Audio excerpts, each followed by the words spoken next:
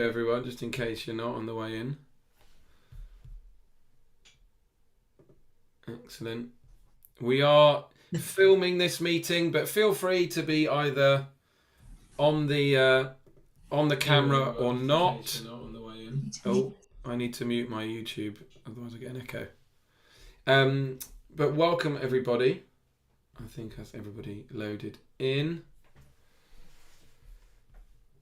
Well done if you're still, at school working. I didn't realise it was the Easter holiday because it's not Easter for me.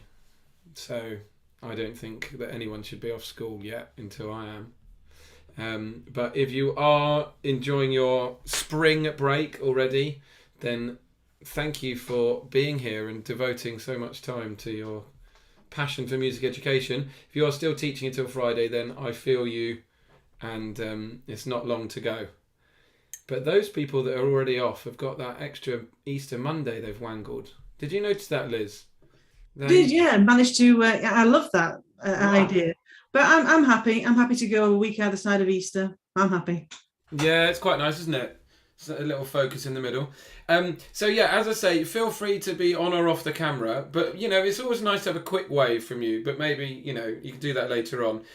So welcome. If you've never joined us for Music Teacher Monday, it is very much the most informal music teacher chat in the world, I think. But yet packed full of wonderful stuff. And this is our fourth or fifth. We've lost track. Probably fourth actually, because we started in January and it's April.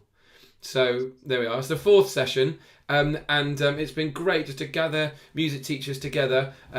I've worked on my own in a one-person department for many years. I'm now blessed to have a colleague, but I've worked on my own for a number of years, and I know that it can be difficult sometimes. And I'm also somebody that sees all these music teachers out there asking questions all the time on Facebook groups and Twitter and all that kind of stuff. And I thought, why don't we do a Zoom with Liz, who is wonderful and got lots of talent and experience, and just open it up. So true. So, so here we are. And today we are focusing on exams, but not just GCSEs and A-levels, as wonderful as they are, but also thinking about instrumental production exams and looking at some things which maybe you might not be aware of. And I speak to people all the time that don't realise that you can actually do grades in other things other than the violin and the piano. And so we have Naveen from MTB Exams, who's going to be chatting to us about what he offers. And then Dan from RSL, who will be able to tell us all about the wonderful Rock School exams. And also they'll be able to offer advice generally on preparing your students for exams. It might be that you've never ever put in a student for any kind of exam, and they might have some top tips for you. And then we also have the wonderful Marie, who works for an exam board, but we won't mention that because then we could be a bit incognito. We could play guess who she works for, but I'm sure you do know. And Marie is always a source of positivity and joy, and she will hopefully send us all off feeling better about the next few months, because we are in coursework season. And Liz, how are you finding it? You told me earlier you got all your coursework in. Yeah, we're all good. Yeah, I have to say, I'm completely nuts about an early deadline. And so kind of everything to do with coursework and stuff to do with performance and composition.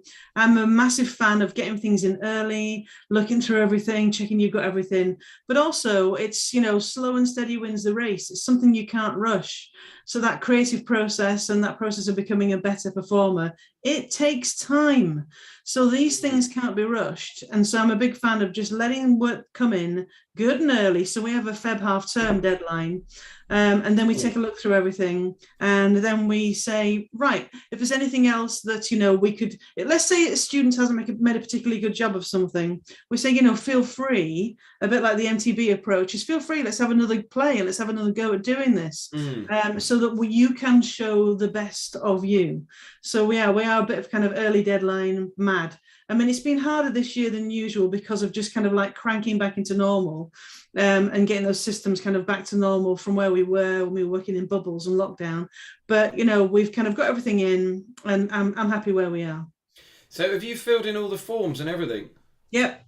Oh, Liz, this is too much. This is too much. I mean, I haven't done Sure. that yet. And Do you handwrite them or do you type them? handwrite them. Yeah.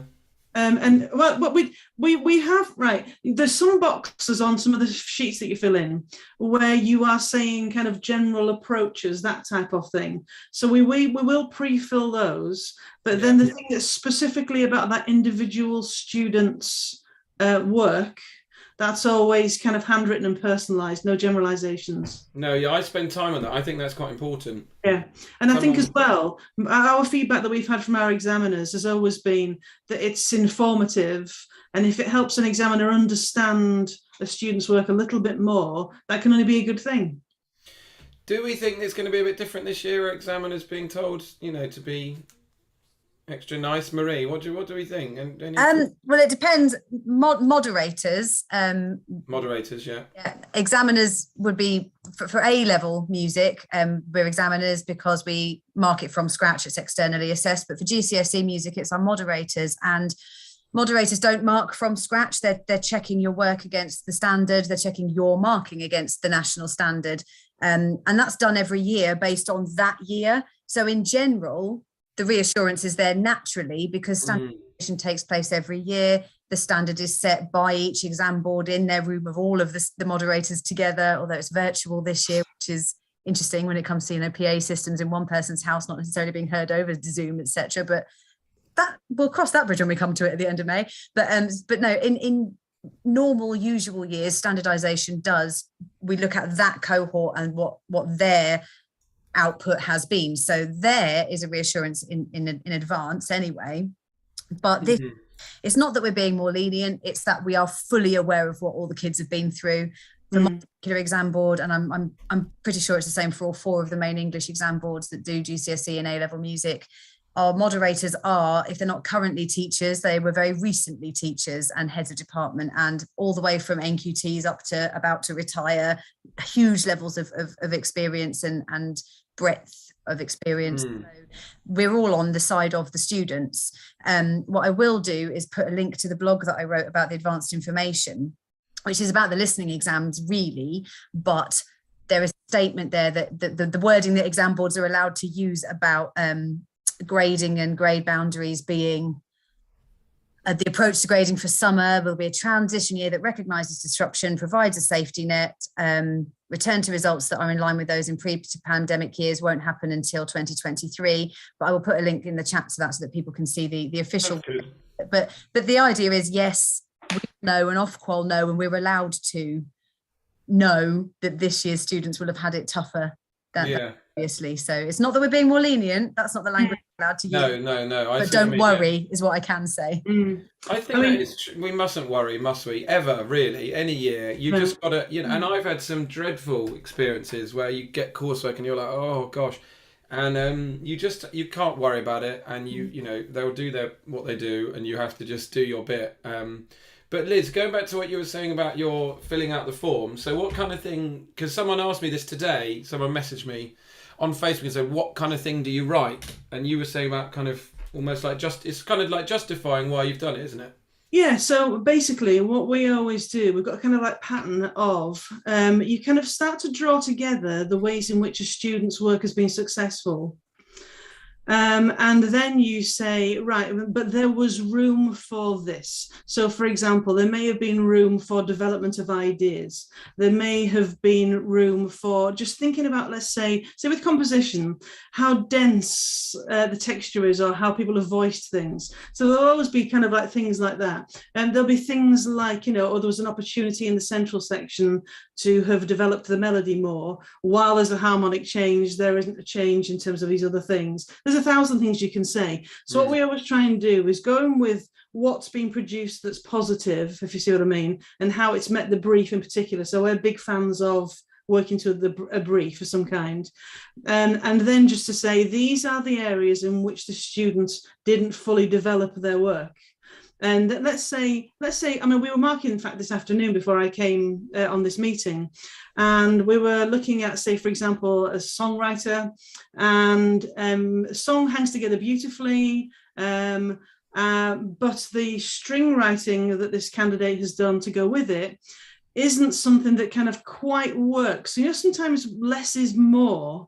And had the string parts been left out or simplified, it would have been a stronger piece of work. So we are happy to say things like that. Or, for example, where the strings finish, it's a whole kind of 4 bars too soon.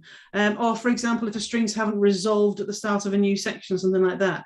So that's the type of thing that we write about, is just, this hangs together really beautifully. Here are some of the things that they could have done to just finish it off a little bit more.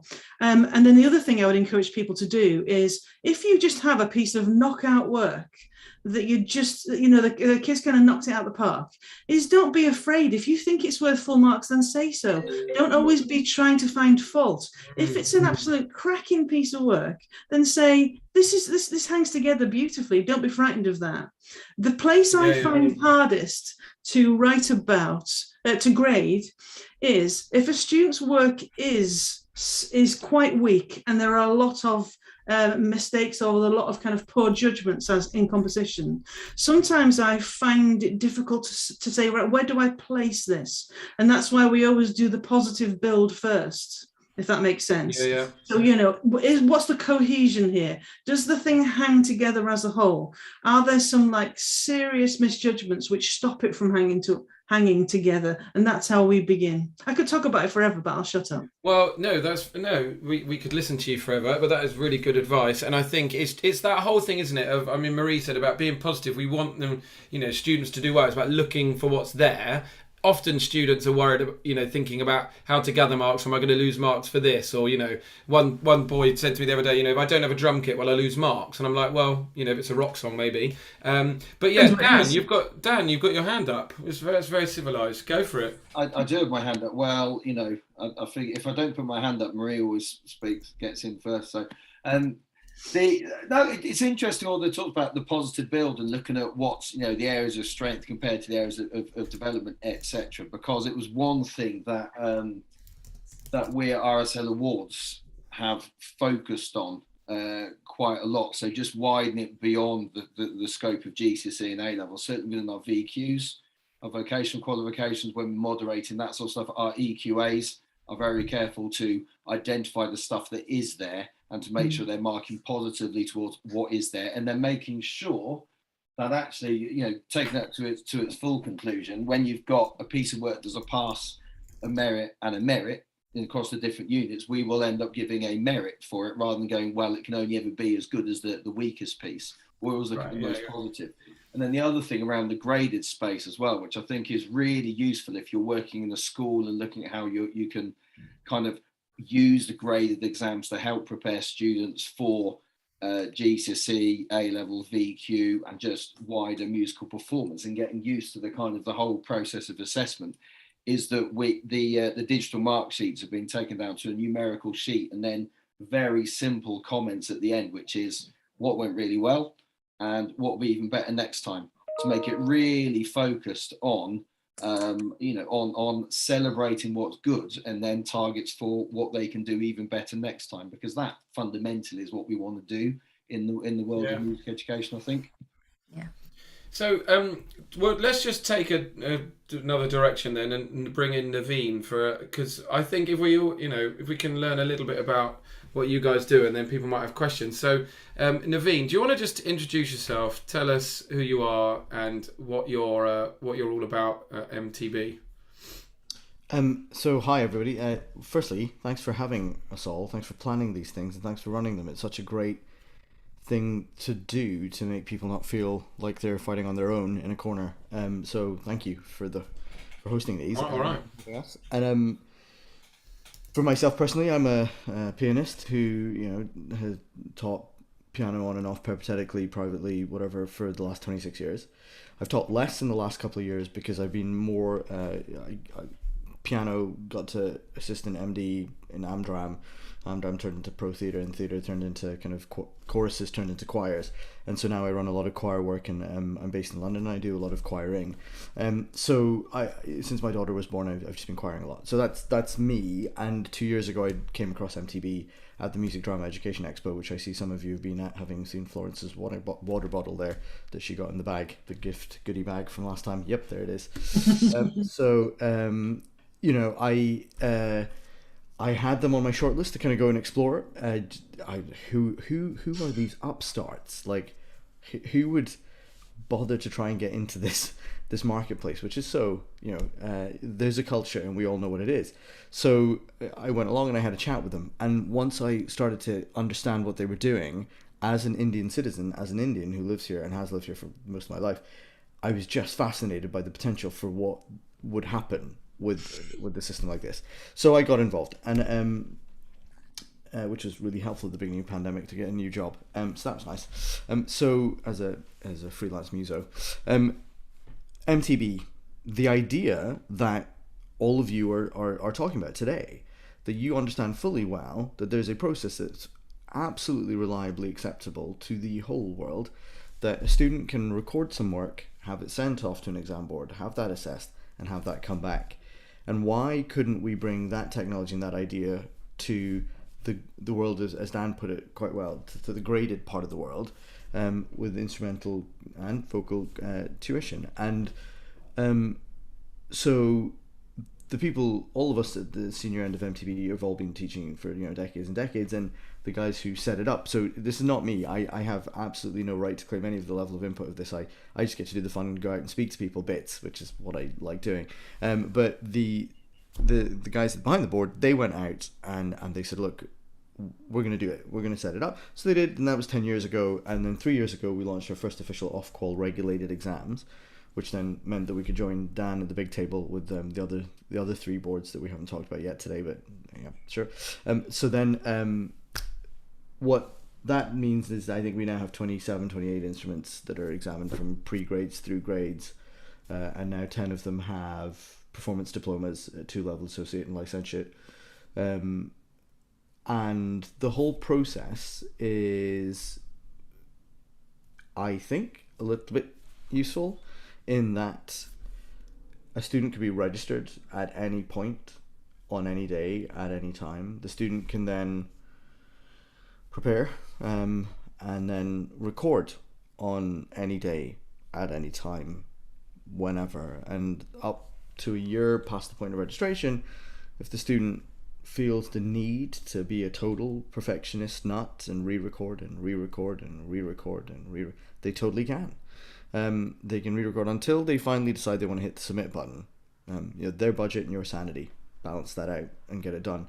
When you're at the end of that, it then goes off to an instrument specialist examiner. So violin exam goes to violinist, cello exam goes to cellist, flute exam goes to flautist, and then within 2 weeks you get your results. And in quieter periods, you get the results quicker. And because of the instrument specialist at the other end, it means that the comments and the feedback sheet can have a lot more technically specific, involved feedback, which I think is something that I'm fairly confident Dan and colleagues are doing, and is I think the right way that we need to do this, rather than kind of generic passing over of the musicianship of the student. We need to get involved with, as Dan rightly said, where they are now, what they're doing, and where they need to get to next. So that's really useful, and teachers are enjoying the fact that they're getting right to the point kind of feedback, which obviously helps, because obviously you've been spending the last 6 months telling your student to do something, they totally don't listen, but somebody else writes it down on a piece of paper and hands it to them. They're like, wow, that sounds like a good idea. Sure, let's do that then, shall we?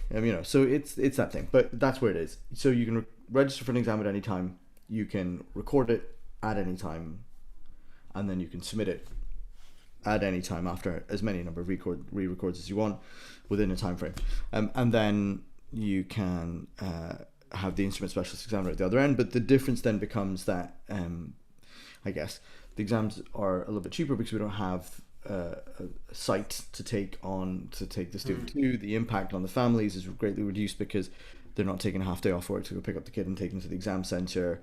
If you're in Brunei, you're not driving into Malaysia for an overnight stay, and if you're in Botswana, you're not driving through, avoiding child traffickers and trying to get through tough borders to get to an exam centre somewhere. So globally, we're seeing that the effect of it is kind of massively helpful and useful, that kind of freedom. And then here in the UK, where people find internet connections difficult, or it's a tough journey from Skye to Inverness, a long journey, those things go away. And then of course, as we were just quickly picking up on in the pre-discussion, the idea that we want to make the exams much more accessible, it reduces the impact on the family to get the student to the exam, to have impact on the rest of the family scheduling for the rest of it, but it reduces the impact on them too, in that we only have one book to buy, if at all, and we can discuss that later, because all of our supporting tests are free from our website, but more that because of our free choice element, it means that kids can play pretty much anything. So if the family walks into, I don't know, charity shop and finds like the 1982 clarinet grade 3 book, if those even exist, because they only started at grade whatever it was for a while ago, didn't they? But let's say they find that book and then, you know, they want to play those pieces, then they're very welcome to use that book and play it, because they were on a UK Ofqual regulated exam board's published syllabus. So free choice goes right the way from their own compositions, your compositions, through to, you know, any music they found, so long as it's grade appropriate. So how do we know that? We've got a service where you just send us the score. We have the exam team for that instrument look at it and it comes back, which then means that if you are a jazzer or a folk kid or something and you love a certain set of books or a certain teaching series, or there were books in the history that you loved a lot or pieces that appeared, you can absolutely bring all of that back and have all of that pre-vetted for free, and then it sits on your shelf forever. And then whenever a kid walks in the door and you feel like, oh, that's the piece that's going to land with this kid, you can drag it off the shelf and they can use it for an exam at any point. So that's, and this is where I was saying that, you know, I kicked it around a little bit, and the more I kicked it, it didn't seem to fall over, and I quite liked that. So I was quite keen, and I can only slightly regret I don't have any actual piano students right now, but there we go. But I've got singing students. They come So- to my class. Just so, is it the same in terms of like piano accompaniment, or can you use backing tracks, or how, you know, what's the, how does it work? I think any kid who wants to play the Harry Potter soundtrack or the James Bond soundtrack should absolutely have a backing track. Otherwise, how do they feel like a rock star? That'd be crazy. So if anybody wants to use backing tracks or live accompaniment for any instrument, they absolutely can. During the time of the pandemic, we've made a reasonable adjustment to allow them to remove that because of instruments at home that are out of tune, or, you know, access that was tough, but we will remove that element. So eventually some of the instruments will go back to having to have their instrumentation accompanied, but a piano student can absolutely use a backing track if they want to. I, as all of you would do with a lower grade student who might get away with some stuff that they managed to download from the internet for free and it's a bit tinny and two-part and whatever, yeah, great, let them do that. But at the higher grade, they're probably going to need something with the level of musicianship that's going to challenge their listening skill and engage them musically to play better and to, you know, inspire and influence them a little bit better. So you will get better level accompaniments. So if you're not accompanying them yourself, or there's an ensemble at school that can do it, because you can record our performance grades live anytime you want. You could actually record end of term concerts or live assemblies. You could record their exam during any of those times. You could have them play in front of the jazz band or the concert band or whatever it is, and that'd be totally fine. But we don't care what the quality of the backing is, because that's not what we're examining. At that point, it's that candidate and how they're doing. So long as we can hear them, that'd be great. Bro. So I'm going to head over to Dan now, because Dan is another person I wanted on this call, because whilst I don't do enough with RSL in my school, because I'm working on it, you know, I'm getting there, I am aware that there's this world out there that people might not be aware of, that instruments, and Dan, you can discuss whether you know, how a production instrument, etc., those terminologies. But more and more I'm seeing students that, you know, they love to create music. They love the production element of it. And we need these people as much as we need the violinists, etc. And also, at the start of the year, I had a big endeavour with Dan to try and learn the bass guitar a bit more, which kind of fell on its face because I realised I just don't really have time. However, I had a little go on some of the kind of rock school online stuff, and I just thought, wow, if I was a kid and I was learning an instrument and I had all of this resource, wow, the sky's the limit. So Dan, just tell us a little bit about what you've got that's exciting at the moment going on. I mean, that could take a while. I'll try and be brief. That's interesting hearing a lot of what people want to. We've spent a lot of time during the pandemic and post-pandemic talking to people that we do work with, people we don't work with, talking to industry professionals about what sort of stuff, you know, it is worth doing and what sort of stuff isn't worth doing. I think some of the the key things that came across was this idea of the authenticity of what Rock School does. So it's the authenticity and the flexibility. So you'll have students that during the pandemic or since have gone, the idea of going to an exam centre is something that is not something I want to do, or it doesn't work for my particular context. So they're able to record their exam. They can opt for the one that's technical exercises and unseen tests, or they can opt for the performance certificate. Lots of examples are brought in this notion of performance certificate. We did it from the word go, from 30 years ago when we first started, because we realised there's that side of things. The other thing that we realised is that what musicians want when they're doing their exam is to feel as comfortable as possible, and they want something that is genuine for them. So we've got those that are going, well, actually, I do want to be in front of somebody because it's a performance. So we have the option of being able to do that as a face-to-face exam.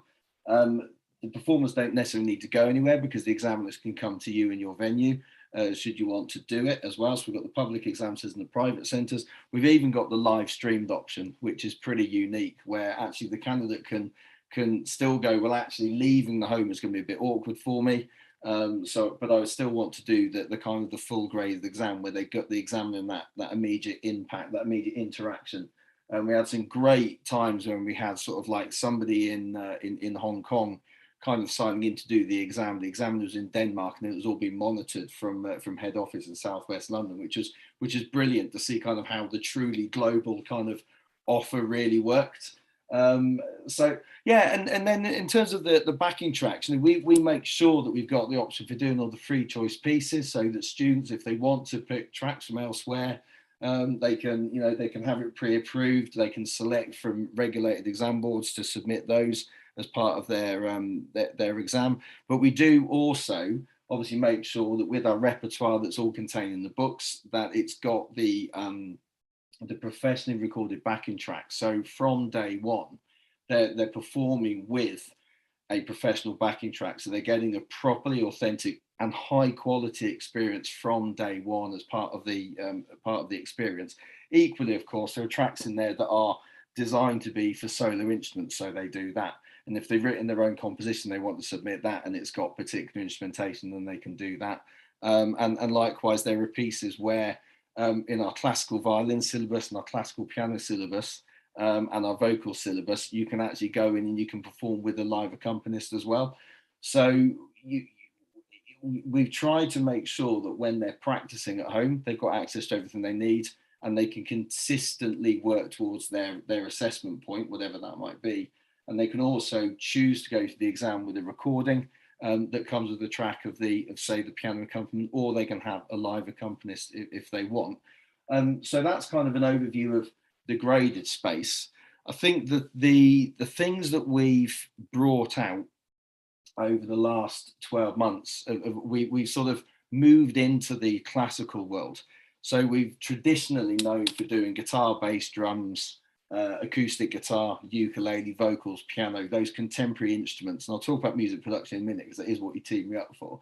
But we've also brought in classical piano and classical violin. And again, it was about authenticity. We recognized that there are syllabuses out there for those instruments, but they were crying out for better representation. So we needed to make sure there was better representation of female composers, better representation of composers from the global majority, better representation of styles and genres. So we tried to make that as representative as we possibly can. And actually at the MTA conference, quick plug for that, on 13th to the 15th of May in Oxford, we're doing a session with her ensemble, which is the UK's first all-female and non-binary string ensemble. We're going to talk about how they've taken the Rock School stuff and moved it out into kind of the ensemble space as well, which is really quite cool, because when you get hold of the resources and you get hold of the books, because you get the full backing track, you get the full audio, you get the full score, and you even get it as an interactive sheet music player if you get in digital version, you can take that and transfer it from the instrumental tuition space into the kind of the small group learning space, the group learning space, because they can prepare for their ensemble performances, both for VQ and GCSE, using the same resources, and their benchmark at the right level. And then just to close that circle off, we also realized that actually being a musician and being a performer are often used interchangeably, and I would argue incorrectly, because there are musicians who are not necessarily performers, they're great composers, or they're music creators. And the 21st century term, and the term that loads and loads of young people in the industry refer to as being a music creator. So we have a music production syllabus, which is a creative composition exercise, 60% coursework, 40% exam. Those of you that have taught A-level music technology think that, but sort of bring it all the way back from grade 1 all the way through to grade 8. So they get hold of the creative composition task. They do it in a mixed ability setting. So it's a great way of kind of giving another bit of authenticity to your extracurricular music tech club. You go, well, actually they're working towards an exam, so no, they can't go to do a little bit of extra science or extra maths, because they're working towards this accredited qualification.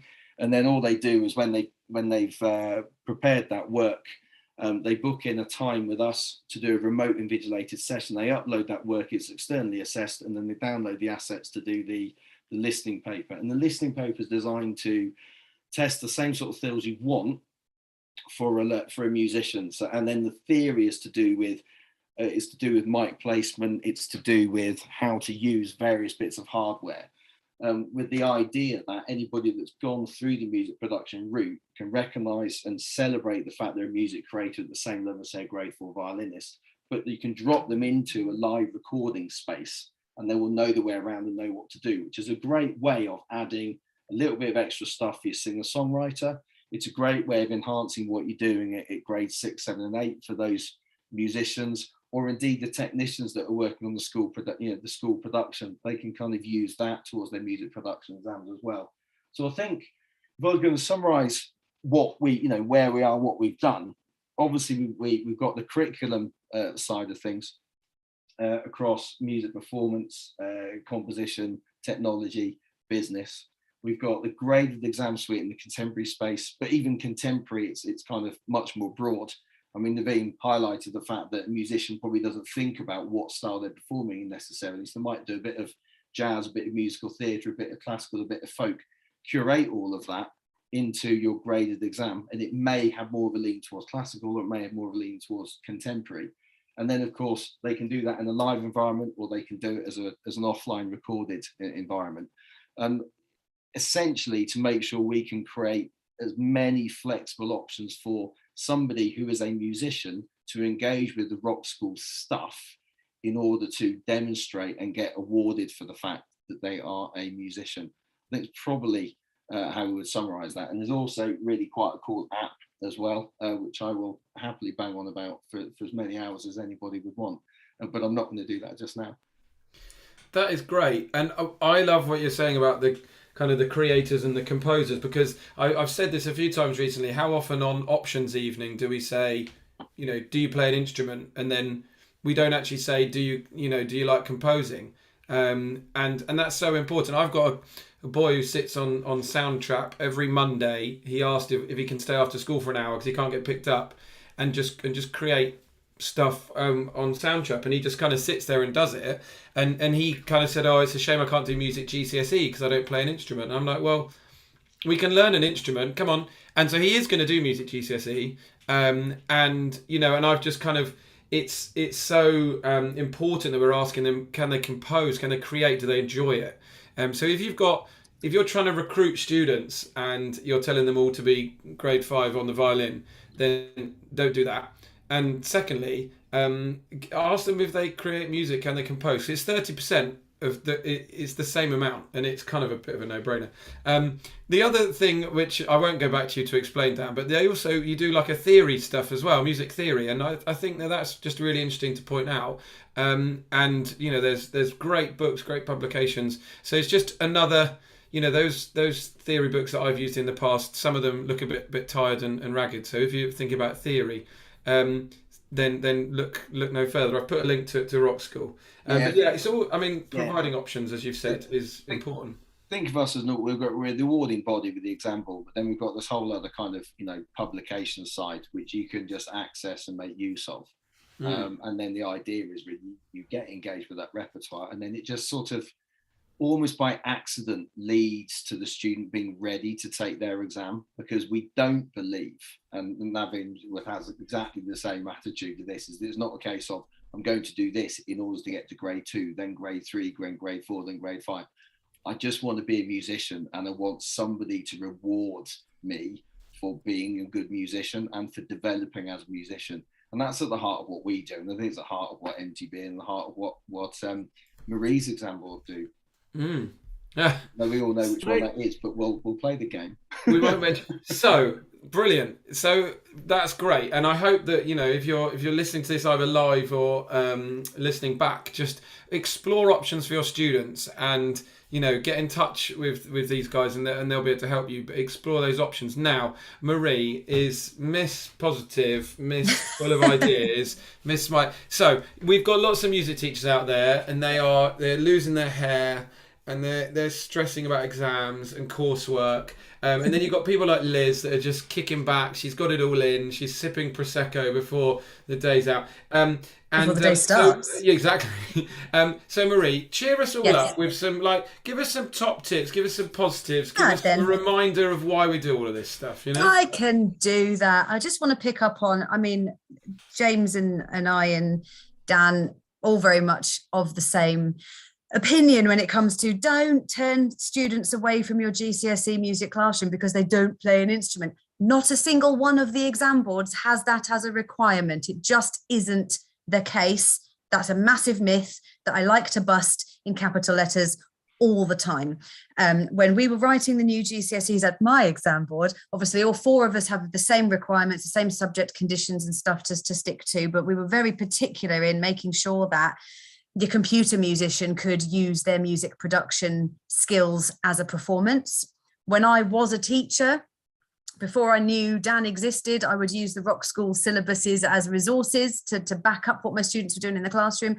So you might have a non-instrument player that's going to be quite quick at picking something up. So pick up a Rock School or an MTB syllabus and use the resources that they've got online, because like Dan said, they're not just about providing the exams, they are also about providing these super resources that you can pick up as a classroom teacher and drag your students through. Here we go, here are some pieces that you will be able to access to perform. And for Dan's, particularly for Rock School, the music production grades are amazing for that, because I was not a music producer. I was an organist keyboard player first. So being able to pick up the Rock School music production graded books and using those, because grade 1 or 2 is enough and is hard enough for a GCSE piece of performance, promise. And use those music production books. So you don't need to only use the resources that fit for your specific exam board. My other advice is always look for where there's a loophole, look for where there's sort of a holistic statement in the marking criteria. What Liz was saying about, know your marking criteria really well, particularly for the NEA, because then you can very quickly see what the students have absolutely hit well, and then you can fill in the gaps afterwards. So that's what I was going to say about that. So yeah, don't turn students away, work out how you can get them to the production or the performance of either dots on lines or something they've learnt by ear. Another myth I like to bust, and again, as Naveen said, thank you so much for giving us this platform, because I like to bang this drum as hard as I can all the time. We're not marking them as GCSE and A-level performances in the same way that ABRSM would, for example. We don't care if they hit every dot on every line. When we say accuracy, we mean does it work musically, not does it match the score. Okay, there's an off-qual requirement that they have to have a score to go alongside their performance, but they could have learnt it by ear and never looked at the score. That score is just for support purposes. You don't, as teachers, when you're internally marking the internally assessed performances for GCSE, you don't have to mark against a score. You mark against what you can hear. Does it work musically? Yes. See, we are all on the same page. We're not competitors at all. Also, when it comes to NEA, I love what Liz was saying. I was always one for getting everything prepped early. What I will say, though, is look out for the forms you don't have to fill in. On our Facebook GCSE forum for music, I have actually put something in a blog that's coming out this week that says you don't need to fill in this form for every single student, apart from the fact it doesn't exist. You don't need to. There is no space on our cover sheets for justifying your marks, but our moderators are absolutely happy for you to stick post-its on things with your comments if you wanted to point something out that you're worried they might miss for example, if you felt you needed to justify your marks. I'm aware that other exam boards do it differently. So again, as I was saying, start with the positive for that. Before I move on to exams, I'll still stick with NEA, because again, as the boys were saying, it's about the best version. There isn't a rule that they get one chance to record and that's the end. Look carefully at your own exam board, but particularly for GCSE, if they're playing more than one piece to make up that minimum duration for their performance, they don't have to play it in a oneer. They don't have to play all three pieces one after the other. They are allowed to miss bits out. If it's tricky, just cross it out on the score. Let your moderator know that's what they've done. They're allowed to repeat a section, even if there's not actually a repeat sign, in order to make sure it's long enough. So there's so much flexibility in the NEA. So absolutely look for where that flexibility is, particularly if you've got a student that is struggling to meet the minimum duration, or you think they're struggling to meet the minimum difficulty, because they might well not be, and you just need help looking for the loophole to run through, or looking for the trick to get there. So do keep in touch with your exam board for that. Now, when it comes to this summer, I said some reassuring things already about the grading and marking, and I'll put the link to the blog that I wrote, but the words at the top are Ofqual words about how the grading and marking will work. So obviously, again, when you're internally assessing your GCSE performing and composing, just mark as normal. Don't worry about if they'd had a proper 2 years, they would be getting 24 out of 30. Therefore, I'm going to give them 24 out of 30. Just give them 24 out of 30. If this year it works for them, then just do that, because we as teachers give them the marks. It's the exam board's job to turn that into a grade. So where the grade boundaries sit shift a little bit every year, the grading approach shifts a little bit every year, and there is that doubled down reassurance and support and understanding from the regulators this year as well. So that's, I know I'm talking at a million miles an hour because I've made loads of bullet points on my pink post-it to say loads. Right, it's all such good stuff. So that's all I will say about the NEA. There's so much about the NEA that you can link into, whether the students are doing actual graded exams in the graded exam space, to use Dan's phrase, or whether they are using their resources. There's also nothing wrong with sort of dual purposing, and I know Dan hates when I say that dual purpose or repurpose a performance. So if you're using the RSL or an MTB piece as their performance, why not enter them for the graded exam as well? If anything, that gives the students a bit of a boost of self-esteem, because look, I've doubled my certificates because this exam board says I've got this grade and this exam board says I've got this mark. Yay. So it's really good for the musicians.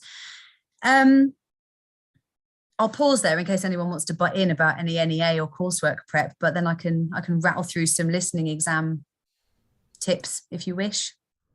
I mean, if anyone's got any questions, I mean, obviously we can't see anyone on here. The only person brave enough to be on camera is Alan, who's you know, it's because he's super there, handsome. he's waving. But no, so I'm assuming everyone else is still awake. If you've got any questions, then do put them in the chat. I would love to hear your listening exam tips. I think that sounds great. Cool. Well, as I know I warned you, or Dan warned you before we started, there's a lot as exam boards we can't say when it comes to, if you do this, you'll be successful. It is not a statement that is safe for an exam board representative to say. And of course, I was a teacher. These are the ways I've approached it. These are the way I know that some teachers approach it, that I talk to all the time. And of course, I want to make it generally helpful and not just to my exam board. There are things that we've all got in common. So every single GCSE listening paper will have unfamiliar extracts. You'll probably know in advance what genres those unfamiliar extracts will come from. And it may well be that they get a Beyonce track that they have definitely heard before, but the word unfamiliar obviously means they don't know that that's what's coming in their exam that year. So all of us have that unfamiliar element, but all of us call them the listening exam. The word listening appears in the title of the written paper somewhere. And that's the key. You need to be thinking about it musically. So the GCSE exams are not about regurgitating loads of facts. I mean, that's what history is for. You know, you learning the facts about the things and the analysing of it after that. There is a lot of facts and things that we can know about music, but when it comes to GCSE exam, you want to be approaching it musically. So if I was talking to some students about revision tips, I would say the only things you want to learn by rote are your areas of study or your topics or your genres or what your particular set work or prescribed work is those are the things that you do need to have some knowledge about. But you want to practice approaching it from a listening perspective. You know, you might be played a particular extract in the exam and you don't know what extract it's going to be. You don't know what bit of the piece of music, you don't know what bit of the song. You do this year because we've told you in the advanced information, but usually you wouldn't know. So it's just about loads of practice listening. Listen to a piece of music that fits in with your area of study or with your topic or with your genre or with your era or that's related to your prescribed or set work, and just practice just a bit like that free journaling magic morning thing that's been doing the Instagram rounds where all these influencers are starting their mornings with a free hand, just get all your words on a page, journal. Do it like that. While it's playing, just write down all the thoughts you're having about the piece of music and then turn it into a paragraph or a bundle of bullet points afterwards. And it can be any piece of music. It could be something your teacher has given you a list of. And that's a really good way to help your kids almost enjoy their revision as well. It's like, you know, here's a list of pieces of music. Some of them will come up in the exam, some of them won't, but just practice wrapping your ears around it and saying some things about it. When it comes to this summer, we have all released our advanced information. So what you can do with that revision is you can really hone in on revising those specific. So for us, it's the areas of study and the specific genres within them that will appear. And for the prescribed works, for the longer essays at A level, for example, we've been allowed to tell you exactly which extract of the prescribed work is going to come out that you'll need to listen to in your exam. So just again, you can focus all of those ideas that I just said, focus those ideas on the topics, the genres, the pieces of music, the extracts that you do know are going to be coming, but also don't forget that unfamiliar listening as well. So it's just about, you know, you've been working at it for 2 years, past papers, practice questions all have their place, but I particularly personally as a teacher and not as an exam board rep really value that just free, almost stream of consciousness journaling approach when you're having a practice to music. So yeah, the more you can get them listening, I think that's what it's all about, isn't it? It's interesting, isn't it? Because I think the listening side of it is often regarded as a kind of like, oh, you know, something we've got to go through, we've got to take people through, and when it's taken as an isolated thing, you know, it's really challenging. And certainly when I was teaching, I was always trying to kind of make the listening, you know, the active listening part of the entire musicianship process.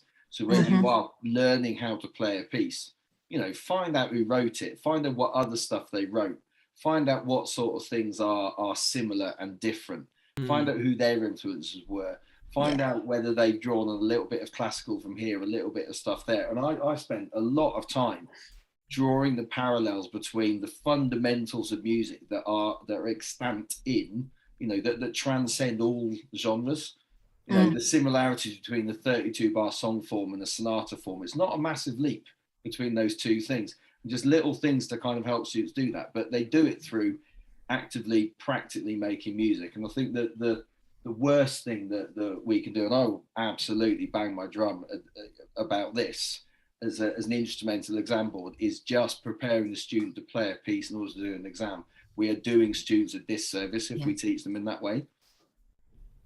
Absolutely. Like I said, you know, at this point we're looking at, you know, you've asked us to talk about exam prep, but the exam prep is almost useless if you haven't approached your previous 2 years the previous 5 years at it in an integrated way. And that's, you know, I'm sure people who've ever been to any CPD I've done before have heard me say, take your piece of music, take your prescribed work, break it into pieces, learn to play that bit, compose something out of that bit, you know, talk about and write an essay or do a PowerPoint on that bit, you know.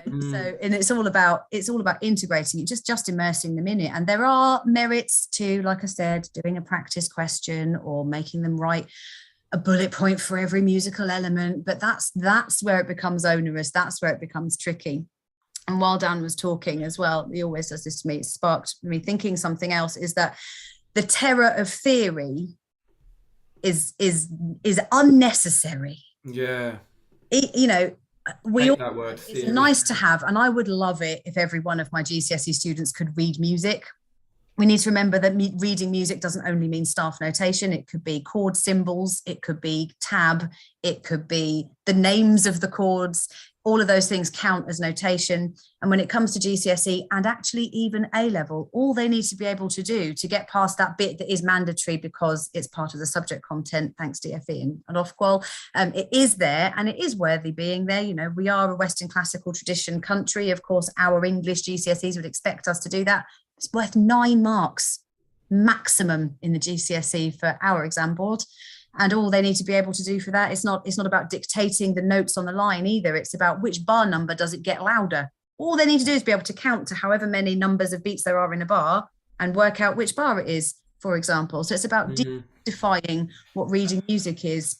And I think sometimes, sorry to interrupt, I think sometimes music teachers just need to actually look at the spec fresh sometimes and not just, you know, you meet people who say silly things like the whole grade 5.